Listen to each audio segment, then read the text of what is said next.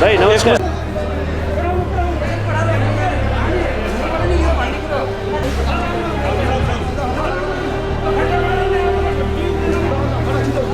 मजदुरहरूको भएको छ। यातायात क्षेत्र आजसम्म बन्द छ। त्यो यातायात क्षेत्रमा चाहिँ 10जना मालिक छ भने तपाईँको 1000जना चाहिँ मजदुरहरू होला, तिनीहरू चाहिँ दबाव बनेको छ। यो सबै चिज अनि यहाँ कृषि क्षेत्रमा जाँदाखेरि त्यस्तै छ, उद्यम क्षेत्रमा जाँदाखेरि त्यस्तै छ।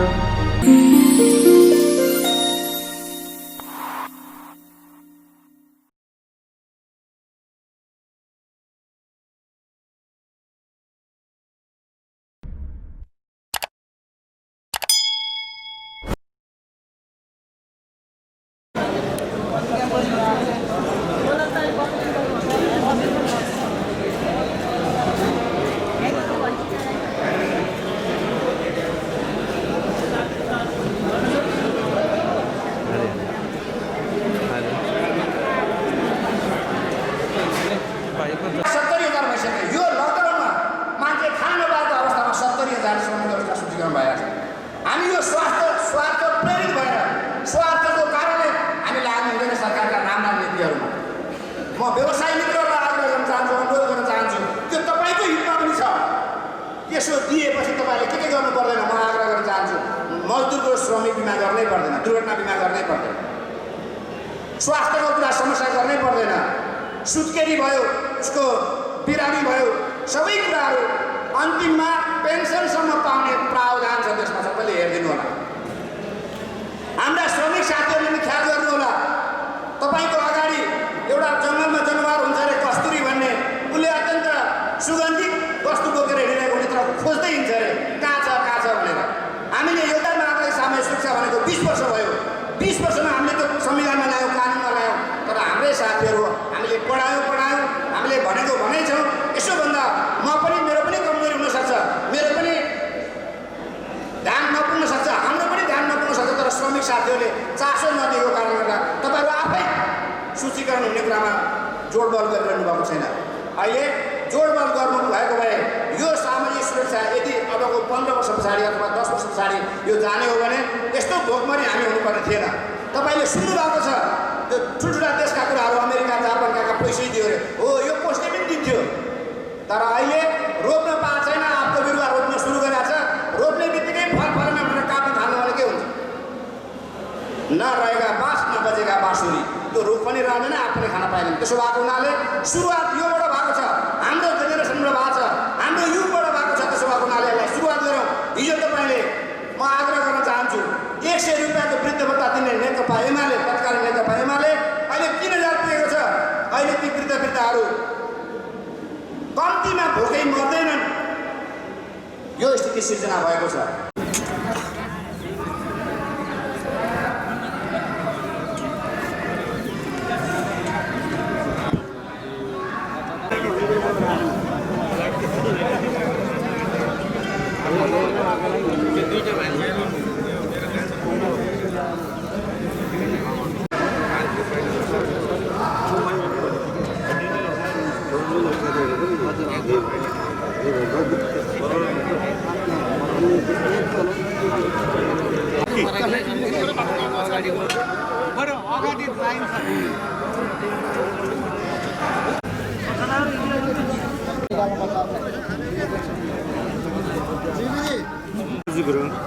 अनि कतिचोटि दिइसक्नु भयो हजुरले अहिलेसम्म? फर्स्टचोटि हो। कस्तो अनुभव भइरहेछ? ठिकै छ। 35 वर्ष हो। हजुरको शुभ नाम? कति वर्ष गर्नुभयो? 45 हो। रक्तदान गर्नुभएको पहिला थियो कि थिएन? सातौँ पटक हो। अनि आज चाहिँ कसरी थाहा पाउनुभयो कि अथवा साथीहरूले भनेर? कस्तो अनुभव भइरहेछ रगत दिँदाखेरि? इजी नै, सजिलो लाग्छ, दिइराखेर होला सर। जुन हाम्रो टिभीमा म यो टिभीबाट हेरिरहेको सबैलाई तपाईँले के भन्न चाहनुहुन्छ जुन रक्तदान नगर्नुभएको? नगरेको साथीहरूलाई नि हामीले रक्तदान गरौँ होइन। हजुर। अप्ठ्यारोमा परेका साथीहरूलाई यो जीवन नै हुन्छ, जीवनदान नै हुन्छ। हामीले रगत दिँदैमा हामीले केही असर पर्दैन होइन। म यही भन्न चाहन्छु, सबै यसमा सहभागी भयौँ भन्न चाहन्छु। हुन्छ, धन्यवाद।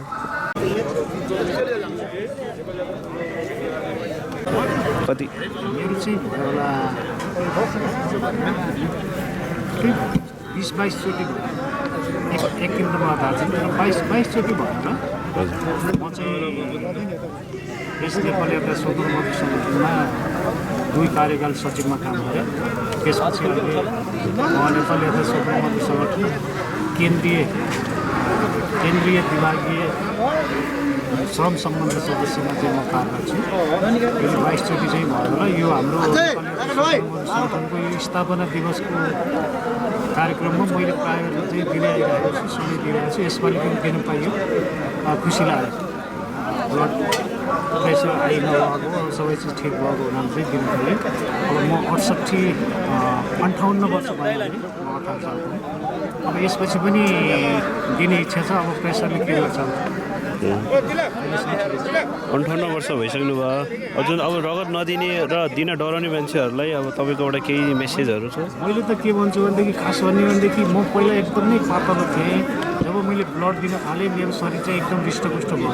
अब यो मानेमा हो कि हामीले खानपानमा पनि विचार गर्नुपर्छ। अब मैले चाहिँ अल्कोहल त म छुँदिनँ। अल्कोहल यस्तो खाइने कुरोहरू यताउता चाहिँ मैले अमिलो कुरो पनि केही पनि खाँदिनँ।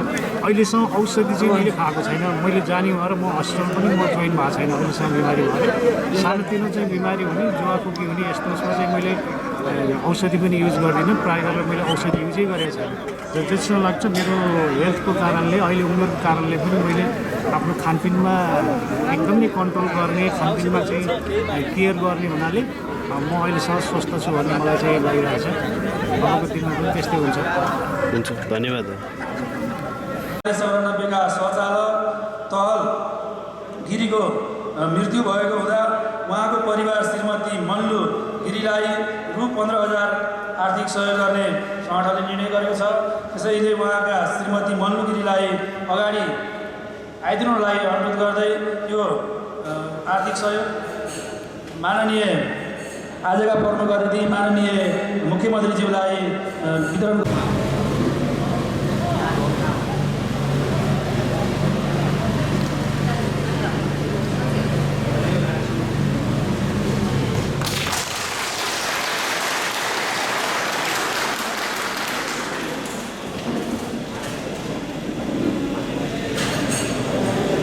धन्यवाद। प्रतिनिधिको लागि सङ्गठनका अध्यक्ष श्री विष्णु खत्रीज्यूलाई अनुरोध गर्दै आएको छिटो ग्रहण गरिदिनुको लागि माननीयज्यूलाई अनुरोध गर्दछु।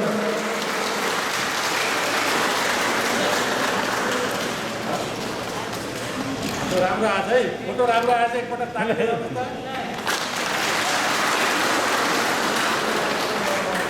फोटो मात्रै होइन, मान्छे पनि राम्रो भएर हो क्या। सधैँभरि सम्झने गरी राख्नु होला मुख्यमन्त्रीज्यू, सधैँभरि मनमा सम्झिने गरी। हाम्रो मजदुरलाई तस्बिर बल्छिँदै देख्नुहुनेछ भन्ने आशा भरोसा गरेका छौँ। उहाँलाई धेरै धेरै धन्यवाद ग्रहण गरिदिनु भएकोमा र हाम्रा भनाइ राखिदिनुको लागि नेपालका हाम्रा प्रमुख अतिथिको कार्यव्यस्तताको कारणले गर्दा उहाँलाई छिट्टै यहाँ निस्कनु पर्ने हुनाले आफ्नो भनाइसहित प्रमुख अतिथिको भनाइसहित आफ्नो मन्तव्य राखिदिनुको शुभकामना मन्तव्य राखिदिनुको लागि 41औं स्थापना दिवसको अवसरमा आयोजित यो खुल्ला रक्तदान आज नेपाल यातायात स्वतन्त्र मजदुर सङ्गठनको कार्यक्रममा म मुख्यमन्त्री भइसकेपछि पहिलोपटक आएको हुन्छ। त्यसैले म धेरै गौरव महसुस गरिरहेको छु कि हामी श्रमिकको पार्टी भन्छौँ, मजदुरको पार्टी भन्छौँ र अहिले चाहिँ मलाई त्यो फिलिङ भइरहन्छ जहिले पनि मजदुरको श्रमिकको कार्यक्रममा चाहिँ कम्युनिस्ट पार्टीका नेताहरू कम चाहिँ आउने गर्छ। आफ्नो वर्गको पार्टीमा यातायात मजदुर सङ्गठन जीवनसँग जोडिएका अरू घटक सङ्गठनहरू ल्याएर यहाँ हाम्रो वर्गीय समस्याहरूको बारेमा, हाम्रो समुदायगत समस्याहरूको बारेमा अवगत गराउनुपर्छ। होइन भने हामीले नीति बनाउँदाखेरि कार्यक्रम बनाउँदाखेरि बजेट छुट्याउँदाखेरि त्यस कुरो यतातिर हाम्रो ध्यान जाँदो रहेछ कि मैले 2 वर्ष त्यसै बिताएँ नि त। त्यस कारणले गर्दिनँ भन्ने चाहिँ कुनै मनसायले होइन, त्यस कुराको चाहिँ धेरै चाहिँ त्यो जानकारी हामी नगराउँदाखेरि या चाहिँ धेरै केही अहिले पछिल्लो कालमा चाहिँ नगर्दाखेरि अरू धेरै धेरै ठाउँमा चाहिँ भुल्नु पर्दाखेरि त्यस्तो चाहिँ त्यसको त्यो ओझेलमा पर्ने स्थिति बन्दो रहेछ। त्यस कारणले हामी दुवै पक्षले त्यो कुरामा चाहिँ ख्याल पुऱ्याउनुपर्छ। म जस्ता मान्छेहरूले पनि यो चाहिँ मञ्चमा बस्ने नेताहरूले पनि र तल बसेका तपाईँहरूले पनि। यसो भयो भने हाम्रो चाहिँ समस्याहरू अरू कम्युनिस्ट पार्टीको सरकार छ भन्छ, त्यही पनि 2/3 झन्डै 2/3 सरकार केन्द्रमा, 7वटा प्रदेशमा चाहिँ 6वटा प्रदेशमा त कम्युनिस्ट पार्टीकै सरकार, त्यही पनि धेरै सबै चाहिँ अब लगभग 2/3 सरकारहरू छ। यस्तो चाहिँ बलियो सरकार हुँदाखेरि पनि हामी आज चाहिँ हाम्रो श्रमिक वर्गको या मजदुरको या सर्वहारा श्रमजीवी जो भन्छौँ हामी तिनीहरूको पक्षमा हामीले कति काम गरेका छौँ, यो आज समीक्षाको विषय हुनुपर्छ। समीक्षा गर्ने बेलै त भएको छैन, तर अब 2 वर्ष त बितिसक्यो हाम्रो। स्थानीय तहको कुरा छोड्छौँ, स्थानीय तह पनि हामीले पर्याप्त चाहिँ धेरै ठाउँमा यस्तै ठाउँमा जितेका छौँ हामी, तर त्यो हाम्रो चाहिँ समुदायसँग कहाँ जोडिएको छ सरकार राज्य सञ्चालनको स्रोत र साधन, त्यो आजको मूल प्रश्न हो। त्यस कारणले त्यो प्रश्नमा गण्डकी प्रदेश सरकारले 2 वर्ष चाहिँ केही पनि गरेन भन्दा पनि फरक पर्दैन, त अब गर्नुपर्छ अब हामी। त्यस कारण यो वर्ष चाहिँ हामी एउटा महामारीको विरुद्धमा लडिरहेछौँ। यो कुनै वर्ग, कुनै समुदाय, कुनै जाति, कुनै क्षेत्रको चाहिँ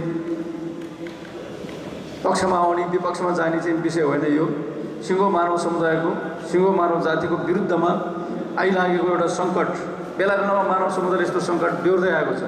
लकडाउनमा बस्नु पऱ्यो, सबै चिजहरू बन्द गरेर बस्नु पऱ्यो, घर घरमा बस्नु पऱ्यो। यस स्थितिले सबभन्दा धेरै मारमा चाहिँ मजदुरहरू परेका छन्, ज्यालादारीमा काम गर्ने मान्छेहरू परेका छन्, या निरपेक्ष गरिबीका रेखामुनि बसेका मान्छेहरू रहेका मान्छेहरू सबभन्दा बढी प्रभावित छन्। मजदुरहरूको भएको छ, यातायात क्षेत्र आजसम्म बन्द छ। त्यो यातायात क्षेत्रमा चाहिँ 10 जना मालिक छ भने तपाईँको 1000 जना चाहिँ मजदुरहरू होला, तिनीहरू चाहिँ तबाह बनेको छ। यो सबै चिज अनि या कृषि क्षेत्रमा जाँदाखेरि त्यस्तै छ, उद्यम क्षेत्रमा जाँदाखेरि त्यस्तै छ, आउँदै जानुपर्छ भनेका छौँ। अब हामीले चाहिँ सार्वजनिक चाहिँ तपाईँको यातायातको साधन खोल्नुपर्छ र सार्वजनिक संस्थाहरू, शिक्षण संस्थाहरू खोल्नुपर्छ मात्रै भन्न बाँकी छ। बिस्तारै यो पनि अब चलाउँदै जानुपर्ने होला सायद, तर लापरवाही गऱ्यो भने फेरि पनि दोस्रो वेभ आयो भने सबभन्दा खतरनाक हुन्छ भन्ने छ WHO को। त्यो कुरालाई पनि ख्याल गरेर हामीले चाहिँ, तर अब यसरी सधैँ बन्द गरेर हाम्रो जीवन चल्दैन। त्यस कारणले यसबाट बस्दै पनि र हामीले चाहिँ सबै चिजहरू बिस्तारै चलाउँदै पनि गएर जानुपर्छ। र हामीले गण्डकी प्रदेश सरकारले के मात्रै भनेको छ भने यो सबै चिज जे कोभिड-19 को कारणले चाहिँ असर परेको छ। अस्ति हाम्रो चैत मसान्तसम्मको हिसाब गर्दाखेरि हाम्रो GDPमा चाहिँ हाम्रो 19 अरब 23 करोडको नोक्सान थियो। हाम्रो रेमिट्यान्स जुन चाहिँ हामीलाई आइरहेको छ अहिलेसम्म, त्यसमा 19 अरब 31 करोडको चाहिँ नोक्सान भएको छ भने निकालेका थियौँ हामीले चैत मसान्तसम्मको लकडाउनको हिसाब गर्दाखेरि। अब वैशाख गइसक्यो, जेठ गइसक्यो, त्यो हिसाबले 19 करोड ठाउँमा चाहिँ के अरे 40 पुग्या हुनसक्छ।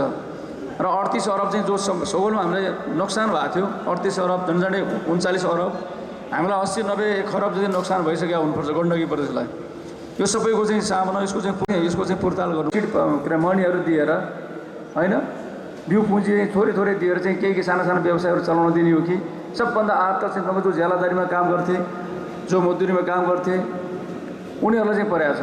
त यो सबै सेक्टरलाई कसरी हेर्न सकिन्छ भने एउटा चाहिँ त्यो प्रबन्ध गरिरहेको छौँ। त्यो चाहिँ अब हामीले बजेट पास भएपछि त्यो काम चाहिँ थालेर 1-2 महिनाभित्र त्यसको कसरी चाहिँ राहत चाहिँ वितरण गर्ने, कसरी त्यो व्यवस्थापन गर्ने, कसरी चाहिँ त्यही क्षेत्रमा मान्छे रहिरहनुको लागि चाहिँ प्रेरित गर्ने, पर्यटन क्षेत्रको मजदुरहरू, पर्यटन व्यवसायहरूलाई कसरी त्यही क्षेत्रमा राखिराख्ने।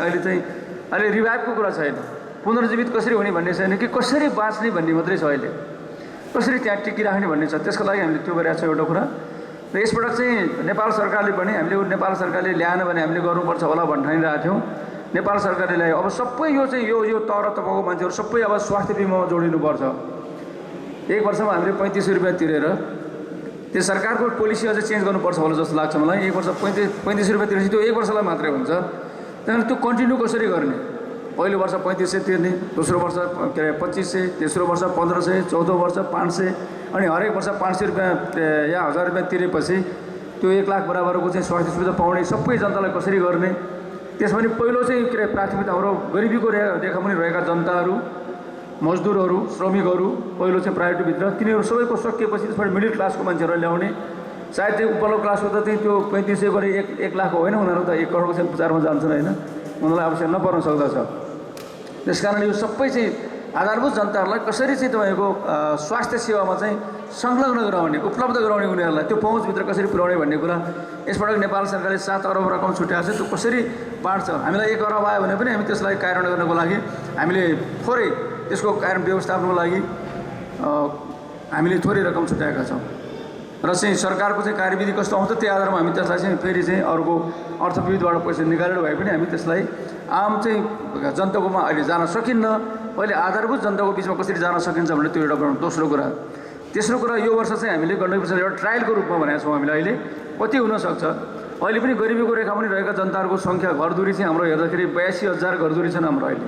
5,78,000 घरधुरीमध्ये 82,000 करिब 82-83,000 घरधुरी अहिले पनि निरपेक्ष गरिबीको रेखामुनि छ र त्यो निरपेक्ष रेखामुनि रहेका चाहिँ के अरे घरधुरीहरूलाई कसरी चाहिँ यो के अरे त्योभन्दा माथि उठाउने, रोजगारी दिएर हुन्छ कि या स्वरोजगारका लागि तालिमहरू प्राविधिक चाहिँ सिपमूलक तालिमहरू दिएर हुन्छ कि या कुनै न कुनै व्यवसायको लागि प्रेरित गरेर हुन्छ कि हामीले उनीहरूलाई कुनै न कुनै रूपमा चाहिँ तपाईँको के अरे आम्दानीमा या कुनै चाहिँ के अरे आयमा चाहिँ बाँध्नुपर्ने छ उनीहरूलाई।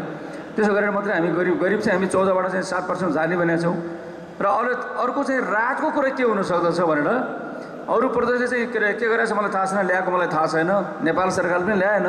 तर यो वर्ष हामी ट्रायल गर्दैछौँ एउटा कुराको कि आधारभूत चाहिँ जनताहरू खास गरेर सहरमा बसेकाबाट सुरु गर्छौँ हामी, गाउँमा चाहिँ अझ साह्रै धेरै ठुलो समस्या नहोला भन्छु मैले।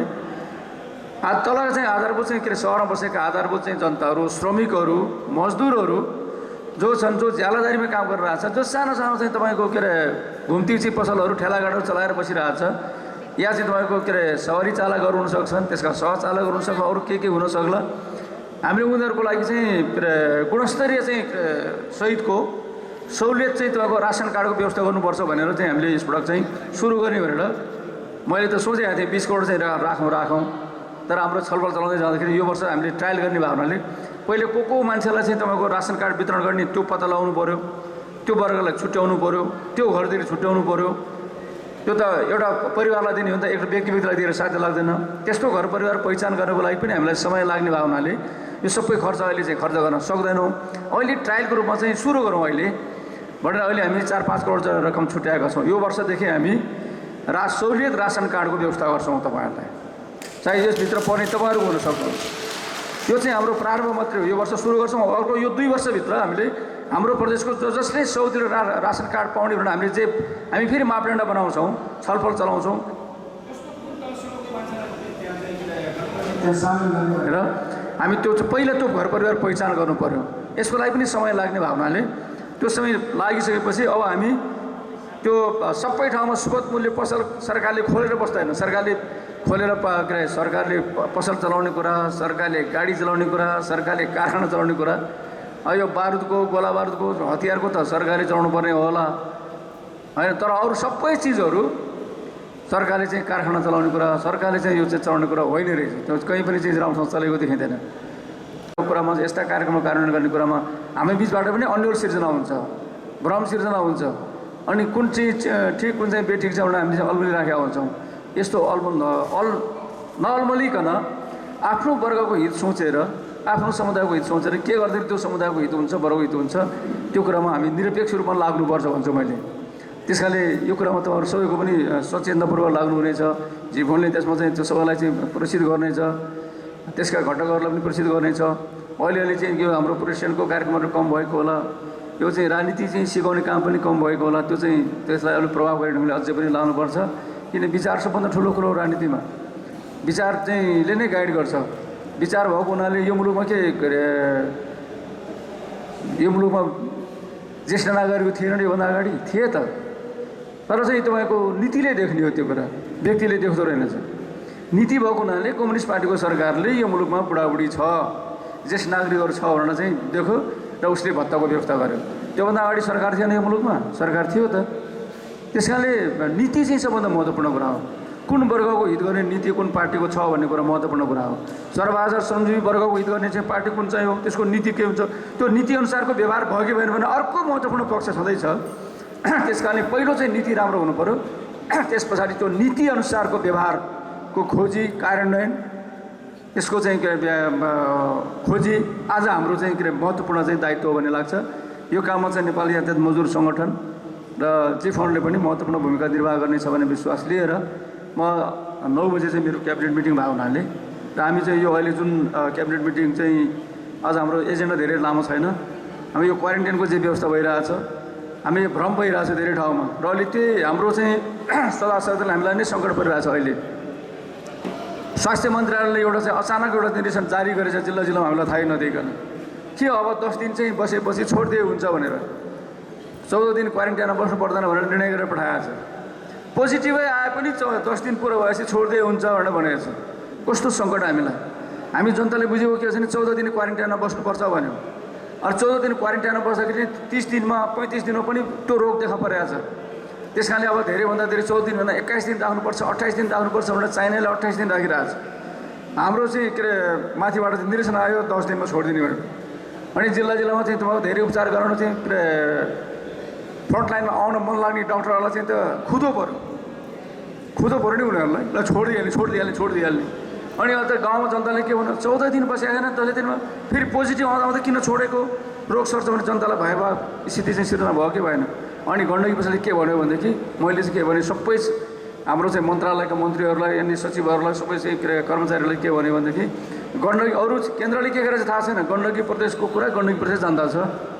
त्यस कारणले हाम्रो गण्डकी प्रदेशको स्थानीय तवरले क्वारेन्टाइनको व्यवस्थापन गर्ने, क्वारेन्टाइनमा 14 दिन बस्ने बसाल्ने, क्वारेन्टाइनमा 14 दिन बस्दाखेरि 14 दिनभित्र गण्डकी प्रदेश सरकारले गण्डकी प्रदेशमा स्थापना भएको 2टा ल्याबबाट नेगेटिभ आयो भने क्वारेन्टाइनबाट घरमा जाने पठाउने, पोजिटिभ आयो भने आइसोलेसन वार्डमा पठाउने भनेर हामीले निर्णय गरेका छौँ। तर दुर्भाग्य हाम्रो यहाँ चाहिँ के अरे हामीले 2टा मेसिन किनिसकेको प्रदेशले एउटा चाहिँ पुरानो मेसिन पनि थियो। अहिलेसम्म हामीलाई नेपाल सरकारबाट एउटा पनि PCR मेसिन आएको छैन। पोर्टेबल मेसिन भने एउटा चाहिँ सानो त्यो हामीले थन्काएर राखेको छ काम लाग्ने भयो। तिनवटा मेसिनबाट काम गर्दाखेरि हाम्रो चाहिँ कर्मचारीहरूले चाहिँ त्यो मिलाउन नसक्दाखेरि हामीले चाहिँ थोप्रियो 3000 को भयो फेरि। किनभने गाउँमा चाहिँ अहिले भिटिएम भन्ने चाहिँ चिज पाइहाल्ने, भिटिएम चाहिँ गाउँपालिकाले खरिद गर्ने, कर्मचारीले तालिम हामीले दिइसकेका छौँ। त्यस कारणले स्वाब कलेक्सन गर्ने, आफैले स्वाब कलेक्सन गरेर आफ्नो केही क्वारेन्टाइनको यहाँ पठाउँदा यहाँ चाङ्लाएर अनि 14 दिनभित्र हामीले रिपोर्ट दिन नसक्ने परिस्थिति बन्यो धेरै ठाउँमा। अनि 14 दिन 14 दिन पुगेपछि हामी 14 दिन पछि जान्छ भन्ने भयो चाहिँ बिरामीले बाहिरबाट आएको मान्छेले।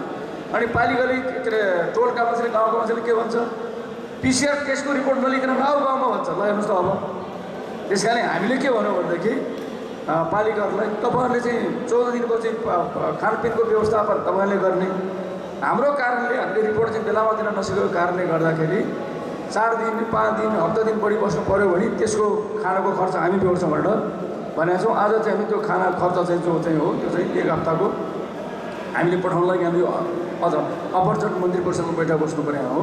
त्यसैले आइकन हो उहाँ चाहिँ यो आउनुपर्ने चाहिँ मैले चाहिँ एकदम धेरै गर्व गरेँ। त्यो बेला के थियो भने म जिल्लाको सचिव थिएँ, त्यहाँ त्यतिखेर चाहिँ केशरचन्द्र राईमाझी चाहिँ होला सायद शिक्षा मन्त्री थियो। अन्तरिम सरकार थियो 47 सालदेखि 48 सम्मको अन्तरिम सरकारको बेला यो नेपाली यातायात मजदुर सङ्गठनले एउटा सम्झौता गरेको थियो। त्यो ऐतिहासिक सम्झौता थियो र त्यो सम्झौताको कारणले आज नेपालका चाहिँ यो यातायात क्षेत्रका चाहिँ हामी जो श्रमिकहरू छौँ उनीहरूको केही न केही त्यो बेला चाहिँ हाम्रो के अरे हामीले भन्दै आएको मागहरू पुरो गरेको थियो कि त्यो बेला चाहिँ साथीहरू उहाँ ईश्वरजी पनि त्यो बेलाको चाहिँ साथीहरू उहाँ थुप्रै आइदिनुलाई अनुरोध गर्दछु।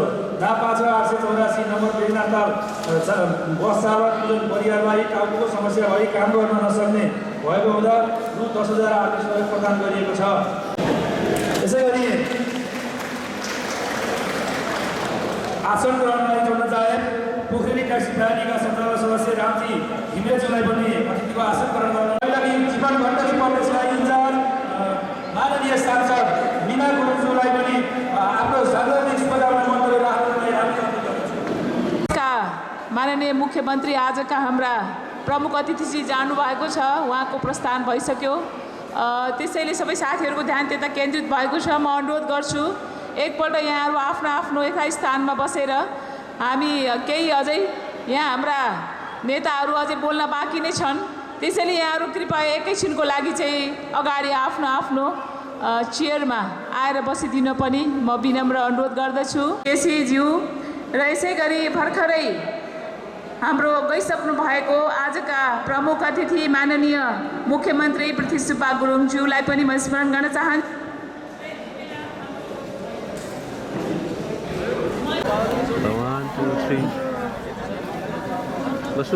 मेरो नाम हरिबहादुर कार्की हो। म नेपाली यातायात स्वतन्त्र मजदुर सङ्गठन निजी तथा आवासीय विद्यालय इकाइको सल्लाहकार पनि हो र अहिले यो नेपाली यातायात स्वतन्त्र मजदुर सङ्गठनको आज वार्षिक उत्सव जस्तो जन्मदिनको उपलक्ष्यमा यो रक्तदान कार्यक्रम गर्न लागेको छन्। यसमा चाहिँ के अरे हाम्रो प्रमुख अतिथि यो गण्डकी प्रदेशको मुख्यमन्त्रीज्यू हुनुहुन्छ र यसमा आज चाहिँ रक्तदान कार्यक्रममा चाहिँ सबै 108 युनिट रगत चाहिँ के अरे भइसकेको छ र यसलाई चाहिँ यो एउटा मजदुर सङ्गठनको चाहिँ यो उत्सव भएको कारणले गर्दा यसलाई जन्मदिन मनाउँदै उत्सव मनाउँदै यो गर्ने कार्यक्रम भएको हुँदा र दिउँसो चाहिँ फेरि भरे पनि यसलाई दीप प्रज्वलन गर्ने कार्यक्रम छ र अब भावी दिनमा पनि यसलाई चाहिँ सङ्गठनलाई अझै विस्तार गर्दै अझ राम्रो गर्दै लैजाने लक्ष्य छ। कति वर्षको हुनुभयो? 40 वर्ष। अनि यो रक्तदान कतिचोटि भयो अथवा पहिलोचोटि हो कि? दुईचोटि भयो। दुईचोटि भयो। अनि दुईचोटि दिँदाखेरि कस्तो अनुभव भइरहेछ दिदी? हजुर जस्तो महिलाहरूले अब रगत दिन एकदम डराउनुहुन्छ होइन? होइन उहाँहरूले केही भन्न चाहनुहुन्छ हाम्रो मयूर टिभीबाट? जुन महिला दिदीबहिनीहरू रक्तदान गर्न डराउनुहुन्छ होइन, उहाँहरूलाई चाहिँ तपाईँहरूले केही भन्न चाहनुहुन्छ सन्देश?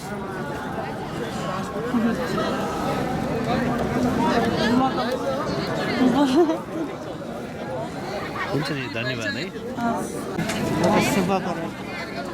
हजुरको कतिचोटि हो अथवा पहिलोचोटि हो कि? पहिलोचोटि हो। कति वर्षको हुनुभयो? 35 वर्ष हुनुभयो। अनि यो रगत पहिलोचोटि दिँदाखेरि कस्तो अनुभव भइरहेछ चाहिँ? हजुर यातायात मजदुरै हुनुहुन्छ कि? हुन्छ, धन्यवाद। मैले बुझ्ने प्रयास गरिरहेको छु, त्यो दायित्वलाई पुरा गर्ने प्रयास गरिरहेको छु। सदनमा यहाँले हेर्नुहोस्, अहिले युट्युबमा हरेक दिनको सदन चलिरहेको बेलामा लाइभ युट्युबमा हामीले बोलेका कुराहरू प्रत्यक्ष रूपमा आइरहेको छ। त्यो प्रत्यक्ष रूपमा यहाँले मजाले समाधान लैङ्गिकमा नको त्यो एउटा गीत छ, त्यहाँ गएर यहाँले हेर्न सक्नुहुन्छ। कसले कसरी यो गण्डकी प्रदेशको लागि, नेपाली जनताको लागि, आफ्ना नागरिकहरूको लागि र विशेष गरेर श्रमिकहरूको लागि के कस्ता आवाजहरू उठाइरहेका छन् यहाँले हेर्नुहोस्। अनि हेरिसकेपछि सुझाव सल्लाह पनि दिनुपर्ने यहाँको कर्तव्य हो भन्ने यहाँले महसुस गर्नुपर्छ। कतिपय दायित्व हो भनेर आफूले त्यसलाई वहन गर्दा गर्दै पनि केही कुराहरूमा कमी कमजोरी पनि हुनसक्छ। मलाई थाहा छ, अस्ति भर्खरको कुरा हो, मैले सदनमा उभिएर मात्र होइन, मैले खुद हाम्रा अर्थमन्त्रीज्यूलाई भने हजुरले ल्याउनु भएको नीति तथा कार्यक्रममा सामाजिक सुरक्षा मात्र देखियो, योले चाहिँ हामीलाई न्याय गर्दैन, योगदानमा आधारित सामाजिक सुरक्षा भनेको यस्तो हो हजुर भनेर मैले उहाँसँग प्रत्यक्ष भेटेर कुरा गरिसकेपछि उहाँले होइन सामाजिक सुरक्षा भनेपछि पुगिहाल्छ नि भनेर उहाँले यसरी भन्नुभएको थियो। तर अहिले आएर मैले सदनमै उभिएर यो चाहिँ न्यायसँग हुँदैन, योगदानमा आए सामाजिक सुरक्षाको महत्त्व के सरकारले नबुझ्ने भन्ने कुराको जुन किसिमको मैले थोरै आवाज बुलन्द गरेँ। यसपालिको बजेटमा योगदानमा आधारित सामाजिक सुरक्षामा 5 करोडको रुपियाँ चाहिँ अहिले जुन नियोजन हुने कुरा आएको छ, त्यो पैसा ठुलो कुरा भएन। तर हाम्रो योगदानमा आए सामाजिक सुरक्षालाई अब प्रदेश सरकारले बुझ्न लागेको कुरा मैले आज मुख्यमन्त्रीको पनि यो भनाइ गरेर अनुभूति गरेको छु। योगदानमा आए सामाजिक सुरक्षालाई अब उहाँहरूलाई कसरी यहाँ कार्यान्वयन गर्ने, स्थानीय सरकारले कसरी कार्यान्वयन गर्ने, प्रदेश सरकारले यो नेपाल सरकारको यो विषय हो भनेर यो वास्तव दिएको अवस्थामा यसलाई अब कसरी लागू गराउने भन्ने कुरामा अब चासो बढेको मलाई अनुभूति भएको छ। त्यसैले म प्रदेश सरकारलाई यति बेला धन्यवाद पनि दिन चाहन्छु। पुनः अभिभावक रुद्रजीले पनि धन्यवाद दिइसक्नु भएको छ। र अब हामी सबै मिलेर, मलाई अब एउटा योजना के गर्नु मन लागेको छ भने हामी सबै 19वटा घटकमध्ये हाम्रो गण्डकी प्रदेशमा भएका र अलिक सशक्त घटकहरू नेपाली यातायात स्वतन्त्र मजदुर सङ्गठन, हाम्रो ट्युबेक नेपाल, त्यसै गरी हाम्रो स्वास्थ्य कर्मी युनियन, त्यसै गरी हाम्रो सौन्दर्य कर्मी राष्ट्रिय सौन्दर्य कर्मी नेपाल लगायत हाम्रा अरू पनि यहाँनिरका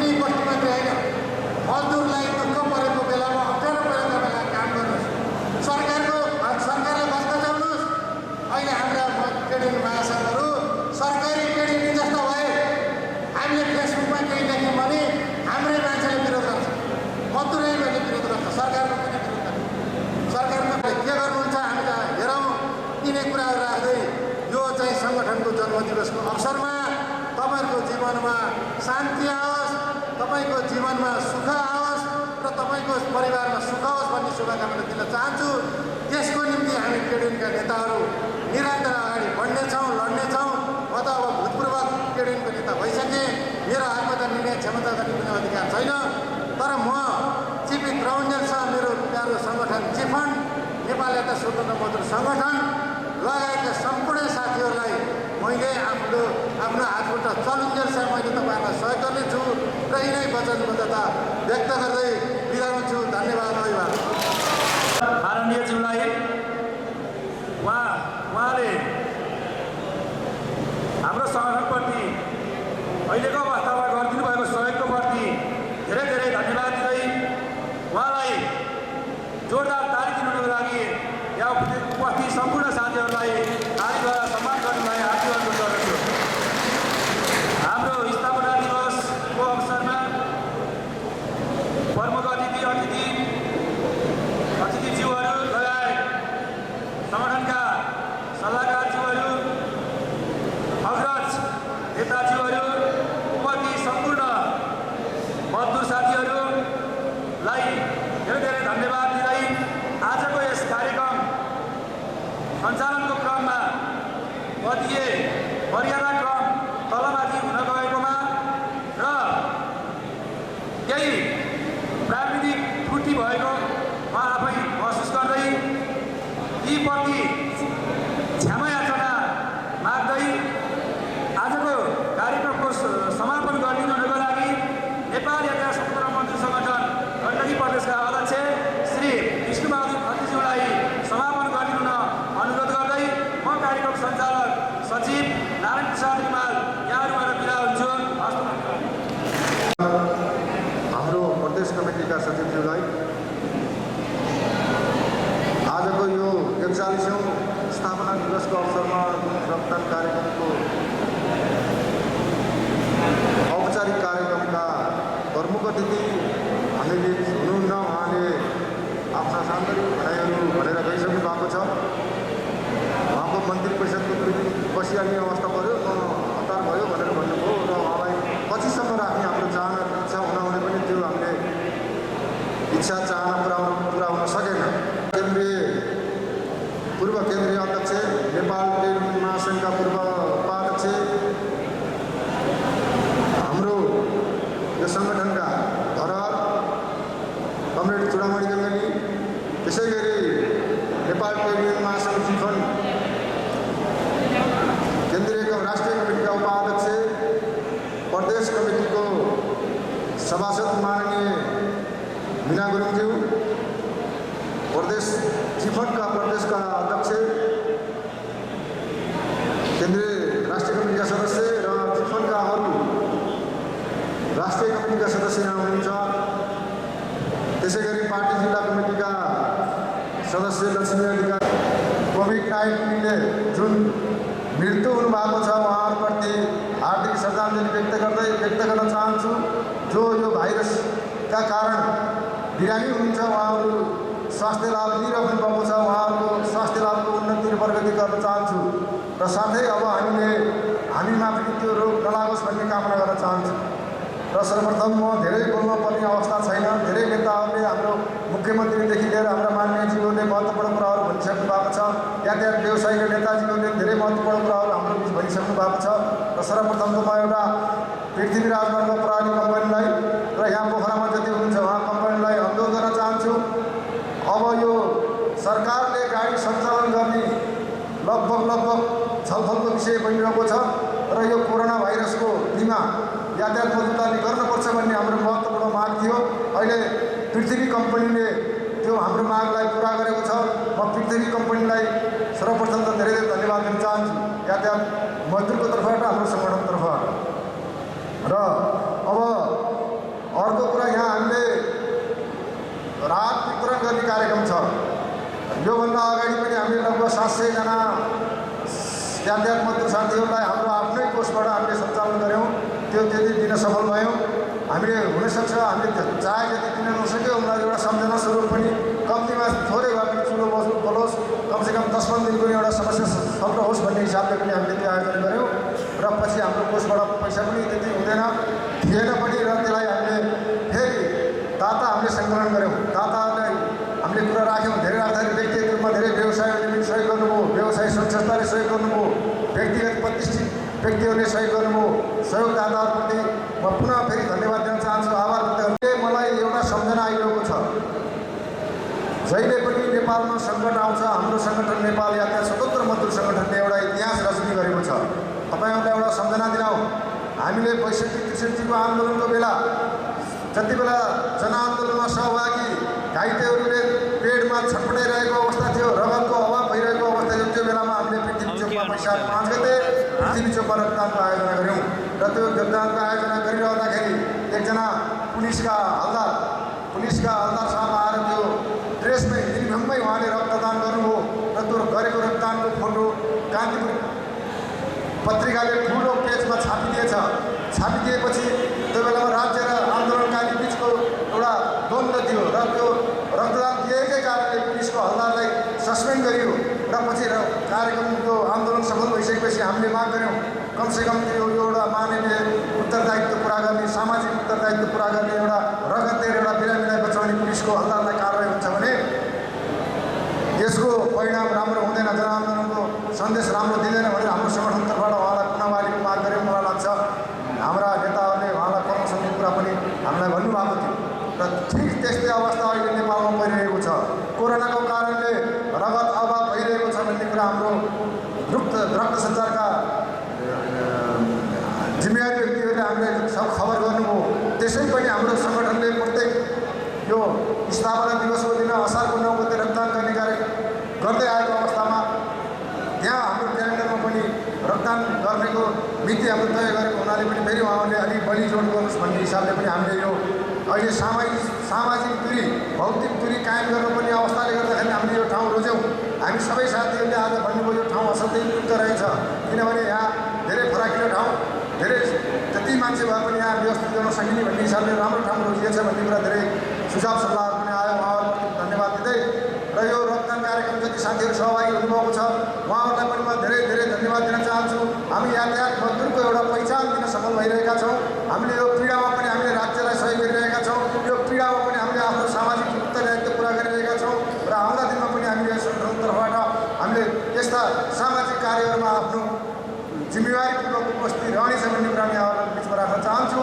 र हाम्रो प्रदेश कमिटी सबै पदाधिकारी साथीहरू सदस्य साथीहरू इकाइका साथीहरू इकाइका नेताहरू पदाधिकारी सबैलाई म पुनः एकचोटि फेरि धन्यवाद दिँदै आउँदा दिनमा यहाँहरूको यत्तिकै हाम्रो नेपाल यातायात सङ्गठनको जुन सदस्य साथीहरू हुनुहुन्छ यस्तै आफ्नो जागरुकता देखाउनुहुन्छ भने आशा र विश्वास पनि दिलाउन चाहन्छु र केही हामीलाई समस्या परेको छ हाम्रो मान्यज्यूले विषय उठाइसक्नु भएको छ यातायात सर्भिसले अहिले पारिश्रमिक पाइरहेको अवस्था छैन चाहे त्यो डिलरहरू हुन्छ त्यो डिस्ट्रिब्युटरहरूमा काम गर्ने यातायात मजदुर हो त्यहाँ गाडी चलाउने यातायात मजदुर होस् चाहे त्यो स्कुलमा विद्यालय क्षेत्रमा काम गर्ने यातायात मजदुर होस् हामीले सुनिरहेका छौँ हस्पिटलमा काम गर्ने यातायात मजदुर हुन् सबै मजदुरहरूले आफूले पाउनुपर्ने पारिश्रमिक पाइरहेको अवस्था छैन हामी खबरदारी गर्न चाहन्छौँ हामीले भन्न चाहन्छौँ कि यातायात श्रमिकलाई पारिश्रमिक नदिएको अवस्थामा भोलि सहज परिस्थिति हुँदाको अवस्थामा हामी यातायात मजदुरले त्यसको हामीले मूल्य हामीले असुल गर्नेछौँ त्यो कसरी असुल गर्न सक्छौँ भने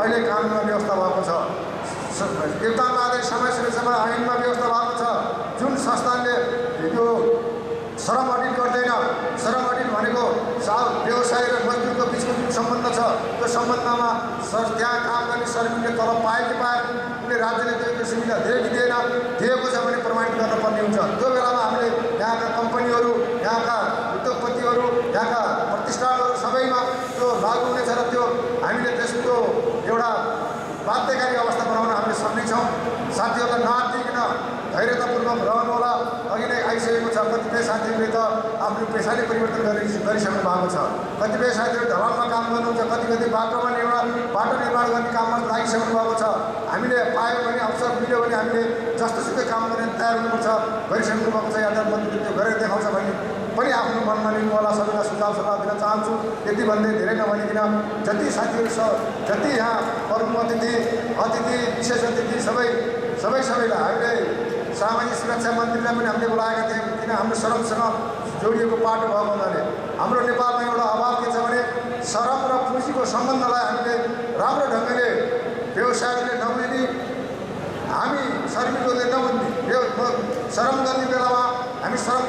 श्रम गरेको कसैले मागेर बिग्रिएको कुरा होइन। श्रम आवश्यक पर्छ व्यवसायलाई, हामी श्रम बेच्न तयार छौँ, हामीले श्रम बेचेका हौँ। यद्यपि श्रम बेचे बाबत हामीले मूल्य चाहिन्छ भन्ने हाम्रो मान्यता हो, सङ्गठनको मान्यता हो। त्यसै भएको हुनाले यति कुराहरू राख्दै आजको यो औपचारिक कार्यक्रम है, रक्तदान कार्यक्रम हुन्छ। त्यसपछि हामीले एउटा सिस्टम गरौँ भनेर हामीले जति आज यहाँ राहत बाँड्छौँ, कुपन बनाएका छौँ, त्यो कुपन सिस्टममा हामीले वितरण गर्नेछौँ।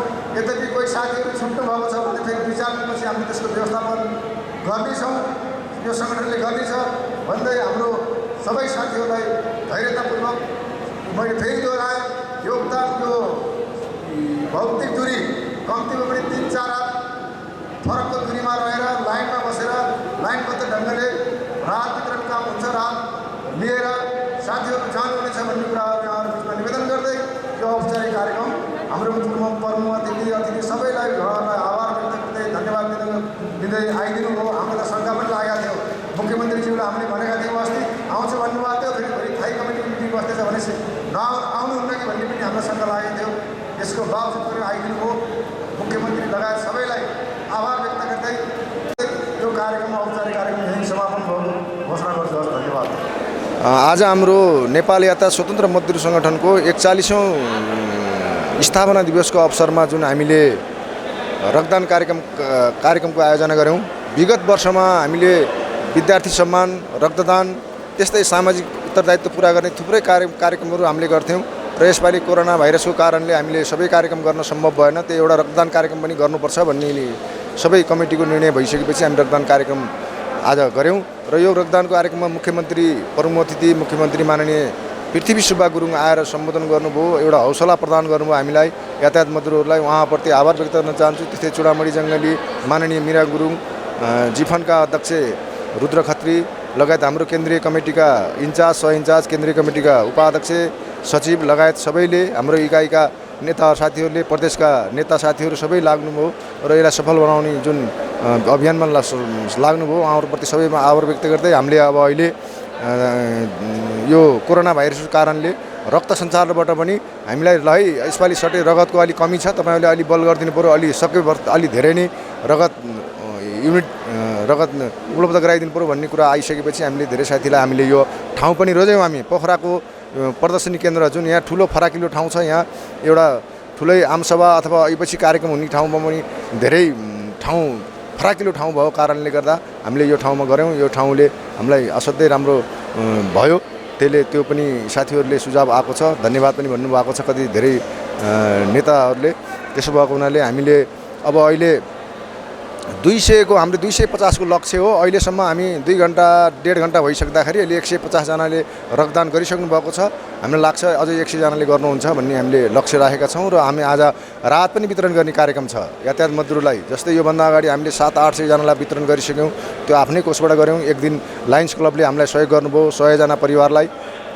त्यसपछि आज हामीले फेरि 300 जना परिवारलाई फेरि हामीले आज राहत वितरण गर्दैछौँ र हामीले एउटा कुपन सिस्टम बनाएका छौँ। एकदम व्यवस्थित ढङ्गले हामीले त्यो कार्यक्रम गर्नेछौँ र यो कार्यक्रमलाई माननीय चुडामणी जङ्गली माननीय मीना गुरुङले त्यसलाई सुरुवात गर्ने हुनेछ। यति कुरा जानकारी गराए र हामीले हाम्रो जिल्लाहरू जस्तै हाम्रो प्रदेश अन्तर्गत लमजुङ, तनहुँ, गोर्खा छ। स्याङ्जातिर अहिले जाने सम्भावना अलिक कम छ। बागलुङतिर पनि हाम्रो सम्भावना त्यति छैन, तर हामीले प्रदेशको यो तनहुँ जिल्लामा हामी फेरि योजना बनाएका छौँ। तनहुँ जिल्ला जान्छौँ, हामी राहत लिएर जान्छौँ।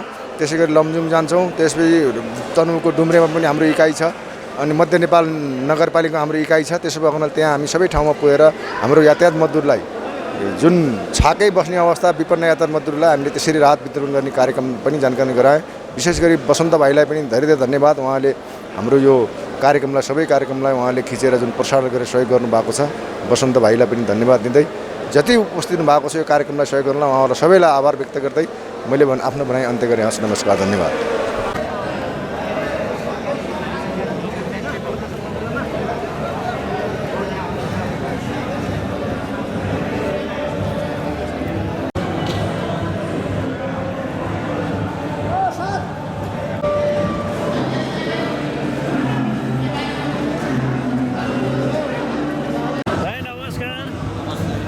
दाजुको नाम चाहिँ के पऱ्यो दाजु? शिवबहादुर सापकोटा। कतिचोटि भयो? अहिले 12-13 चोटि। 12-13 चोटि। अनि अहिलेसम्मको अनुभव कस्तो रह्यो रक्तदान दिँदा? अहिले ठिक छ, राम्रै छ अहिलेसम्म मलाई त रक्तदान। त्यस्तो स्वास्थ्यमा केही घटबड त्यस्तो? अब अहिलेका युवाहरूले रगत दिन खोज्दैनन्, त्यसमा तपाईँहरूले केही मेसेज छ तपाईँको, केही भन्नु? होइन, मलाई त जहाँसम्म लाग्छ यो 3 महिनाभित्रमा दिँदा केही फरक पर्दैन। अरू साथीहरूलाई नै दिए राम्रो हुन्छ भन्छ। हुन्छ, धन्यवाद। अनि रक्तदान कतिचोटि भयो? फर्स्ट टाइम हो दाइ। कस्तो रह्यो अनुभव? अनुभव एकदम गतिलो, राम्रो। त्यस्तो मनमा डर छ केही होइन? मनमा केही डर हुँदैन, किन अरू मान्छेलाई बचाउनकै लागि हो, दिने नै किन डर हुन्छ। अनि तिमी जस्तै युवाहरूले अरूहरूले त दिन खोज्दैन, त्यसो तिमीले केही मेसेज छ? अब यसमा के भन्नु छ र, कलेजो र फेउमा गएर नष्ट हुनभन्दा अरूलाई होइन, अरूको शरीर बचोस्, ज्यान बचोस्, सबैलाई रगतको खाँचो हुन्छ, के राम्रो हो। अब केही कमजोरी फिल हुँदैन, त्यही हो भनिदिने मैले। आज रक्तदान छ भने कसरी थाहा भयो? अथवा रक्तदान छ भन्ने अब साथीहरूबाट थाहा भयो। हजुर यातायातको कार्यमा हुनुहुन्छ कि? होइन, यातायातको कार्यमा छैन, यहाँ रक्तदान कार्यक्रममा चाहिँ आयो। तपाईँलाई धेरै धेरै धन्यवाद है।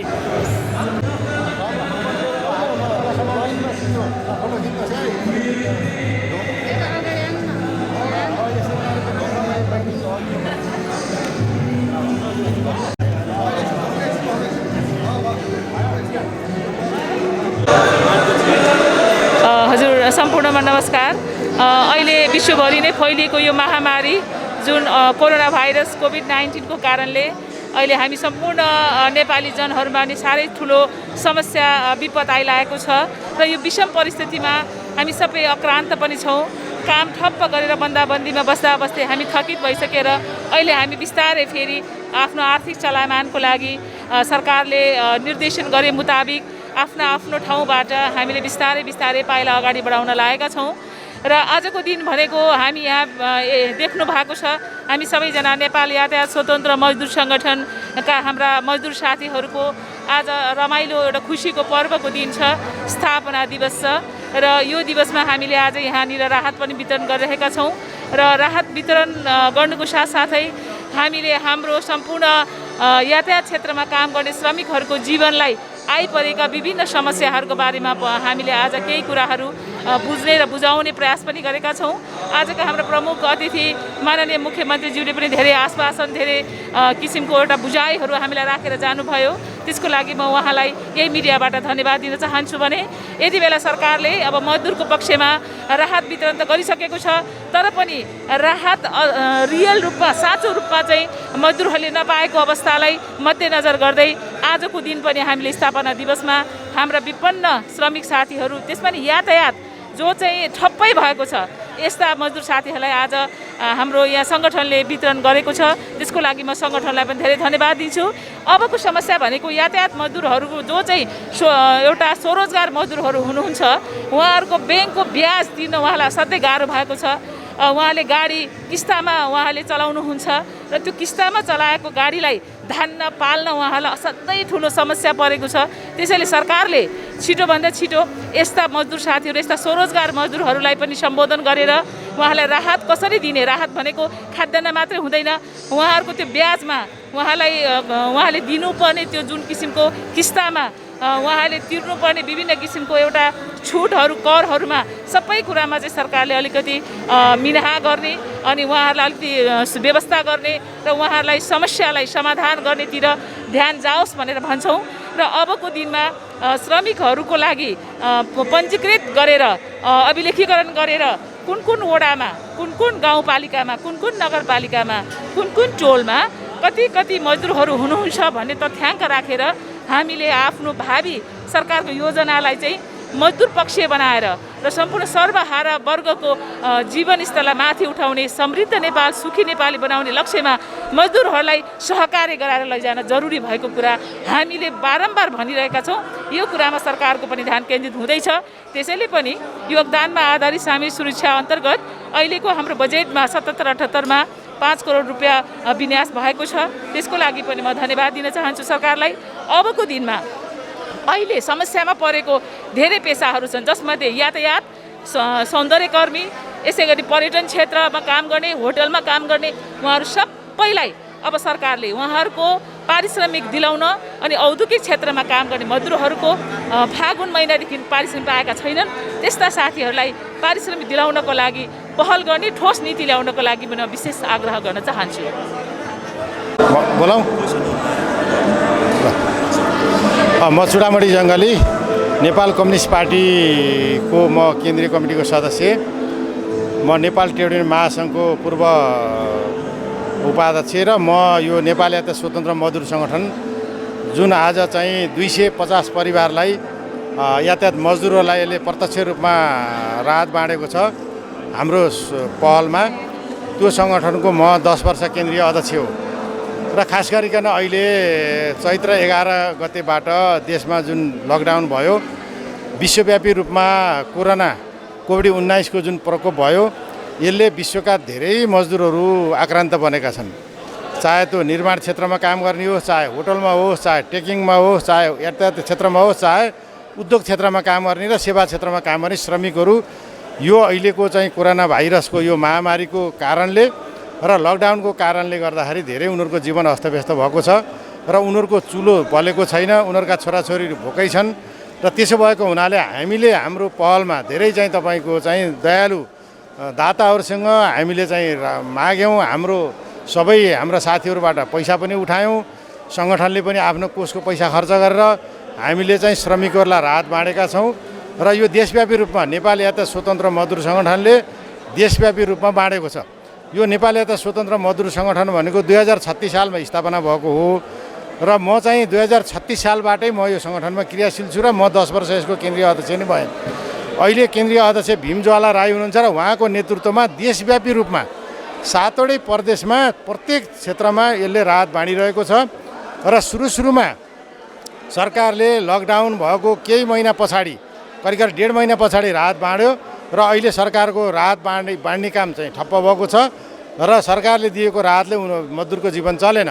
त्यसकारणले गर्दा उहाँहरू काममा पनि फर्किन नपाउने र उहाँहरूको चाहिँ परिवारले खाना पनि नपाउने यो स्थिति भएको हुनाले सङ्गठनकै पहलमा नेपाल यातायात स्वतन्त्र मजदुर सङ्गठनको पहलमा देशव्यापी रूपमा हामीले राहत बाँडेका छौँ। आज मात्र अस्ति पनि हामीले कमरेड धनराज आचार्यको पहलमा हाम्रो अनुरोधमा उहाँले 100 परिवारलाई 25 किलो चामल, 1 किलो दाल र 1 किलो नुन र यसरी चाहिँ हामीले करिब एक परिवारलाई 2000 रुपियाँ पर्ने हिसाबले हामीले राहत बाँड्यौँ। त्यसरी पनि अब 14 गते कामना विकास ब्याङ्कबाट हामीले चाहिँ राहत बाँड्दैछौँ। आज हामीले 250 परिवारलाई हामीले चाहिँ 20 किलोको चामलको दरले राहत बाँड्दैछौँ। यो हामी सबैको सामूहिक पहलमा भएको काम हो र हाम्रो भनाइ के छ भने सरकारको कोषमा बजेटमा जति पैसा छ अब सरकारले गर्ने काम भनेको चाहिँ खाना नपाउने गरिबहरू, अप्ठ्यारोमा परेका, उपचार नपाएका मान्छेहरूलाई सरकारले परोक्ष रूपमा राहत दिनुपर्छ, उनीहरूको उपचार हुनुपर्छ र अब बिस्तारै चाहिँ तपाईँको सबै क्षेत्रका उद्योग व्यवसायहरू रोजगारी क्षेत्रलाई अब खुकुलो गर्दै उहाँहरूलाई सुरक्षित हिसाबले त्यो सोसियल डिस्टेन्स कायम गरेर उहाँहरूलाई काममा फर्काउनुपर्छ र आय आर्जनमा उहाँहरूलाई चाहिँ तपाईँको चाहिँ सरकारले अब अवसर दिनुपर्छ र यति हुँदाहुँदै पनि अब पीडित परिवारहरूलाई सरकारले राहत दिने काममा अब ढिला गर्नु हुँदैन र सबैभन्दा अहिलेको समस्या भनेको के हुन्छ, मान्छेको जीवनलाई कसरी सुरक्षित गर्ने, मान्छेको जीवनलाई कसरी चाहिँ सुरक्षित गर्ने र कसरी संरक्षित गर्ने भन्ने बारेमा सरकारको पनि, प्रदेश सरकारको, केन्द्रीय सरकारको, स्थानीय सरकारको ध्यान जाओस् र कुनै पनि मानेमा र यो चाहिँ सरकारले यस्ता राहतहरू दिँदा जनतालाई चाहिँ तपाईँको सेवा गर्दाखेरि एकदम पारदर्शी हिसाबले अनियमितको जिरो हिसाबले अनियमित नहोस् भन्ने हिसाबले ध्यान दिँदै यसलाई अगाडि बढाउनुपर्छ भन्ने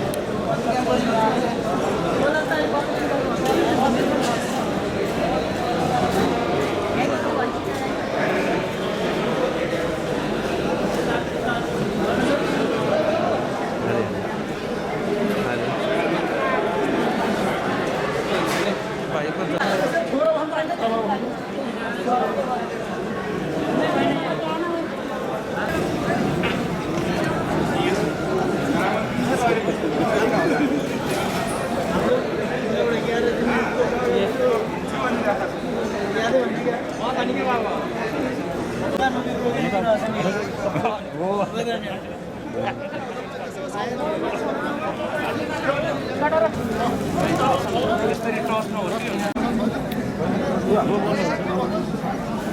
भन्नु छ साथीहरू यो सामाजिक दूरी पनि कायम गर्नु पर्यो फेरि चाहिँ भोलि अब अप्ठ्यारो पर्छ के मुखमा मास्क नलाएको बस्दैन भन्नु चाहिँ लाइनमा चिप नभएको नबस्नुहोस् कुपन नभएको नबस्नुहोस् सङ्गठनको कार्ड नभएको नबस्नुहोस् भनेर भन्नु नमिल्ने कार्ड त बेलामा बनाउने अहिले आएर बन्दैन कार्ड अहिले आएर चाहिँ मास्क पाइँदैन हेचिरौँ त्यसो भएर सबै व्यवस्थित आफै गर्नुहोस् आफ्नो सुरक्षा आफै गर्ने हो होइन जहिले मोटर चला भनेर राज्यले भन्ला त्यसले चलाउँला त्यतिखेरसम्म सङ्गठनले जे गर्ला त्यही अनुसार बाँच्ने हो त्यो अनुसार लागौँ साथी नमस्कार अरू केही भन्नु पर्ने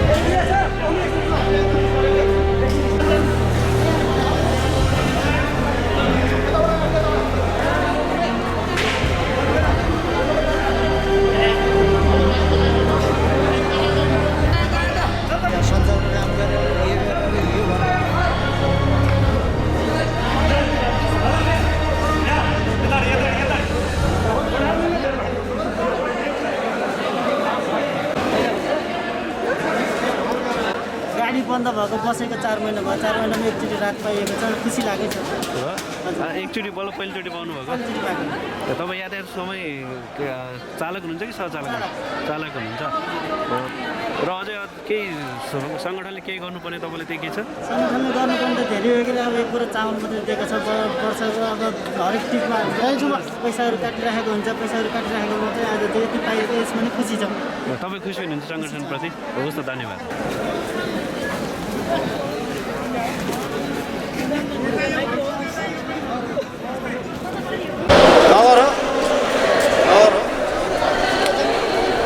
एकदमै खुसी छु मैले अब हामी मजदुर सङ्गठन 3 महिना बन्द भयो अब हामीलाई खाना पनि अलिकति समस्या पर्नाले हाम्रो इकाइ मजदुर सङ्गठनले हामीलाई चाहिँ जस यतिको भयो भने सहयोग गर्नुमा मजदुर भनेर हामी चाहिँ त्यसमा आभारी छौँ राम्रो धन्यवाद छ तपाईँको यो यातायात मजदुर सङ्गठनले हजुरलाई थोरै भने रात दिनुभएको छ त्यसो तपाईँको केही छ अब जे होस् थोरै भने दिनुभएकोमा खुसी लागेको छ 2-4 दिन भने पनि अब सुलो बल्ने भयो अहिले त यस्तो भइसक्यो कि लगभग 3 महिना पनि बढी भइसक्यो अब यातायात क्षेत्र नचलेको अब यातायात नचलेपछि हाम्रो त कमाएर जम्मा गरेर राखेको हुन्न अब यातायात मजदुरको हजुरहरूलाई थाहै छ जुन महिना कमायो त्यही महिना घरबार तिरेर खाना ठिक्क हुन्छ 3 महिनासम्म भनेको त एकदम धेरै लामो समय हो कति साथीहरूले त अब ऋणधन गरेर चलिरहेका छन् त्यसै चलिरहेको छ अहिले मजदुर सङ्घले जे होस् केही दिनको लागि भने पनि दिएकोमा धेरै खुसी लागेको छ हस् धन्यवाद नमस्कार मेरो नाम डिलबहादुर तुलाधर नेपाली यातायात स्वतन्त्र मजदुर सङ्गठन गण्डकी प्रदेशको म आर्थिक सचिव र अहिले